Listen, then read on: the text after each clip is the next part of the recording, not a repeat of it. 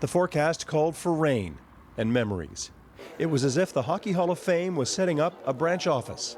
NHL Commissioner Gary Bettman, former Detroit coach Mike Babcock, all came to this century-old cathedral to honor a man blessed with unmatched gifts. I think he did it the best way, and he always respected the crowd and the people and the game. Good morning. The service began with the words of Murray Howe, the doctor whose success is measured off the ice, took measure of his father's life on it.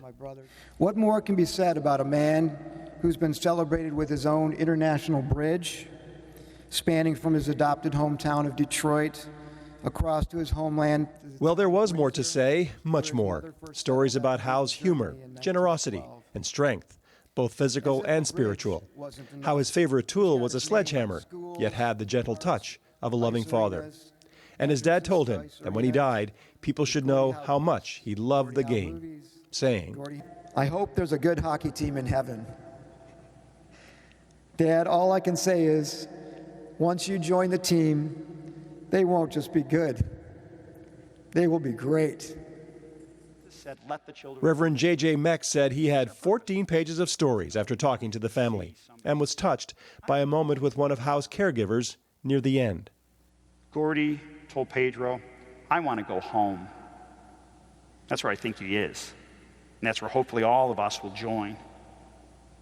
Let's just pray that he doesn't elbow too many angels.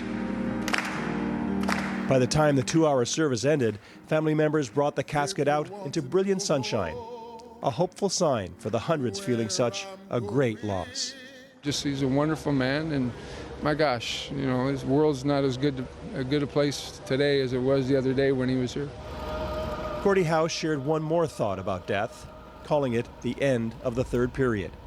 For Mark Howe, it was clear he didn't want this game to be over. I am extremely thankful that Dad was able to hold on so long at the end. I really wanted to be with him. I was rubbing his forehead when he went, and I'm sorry.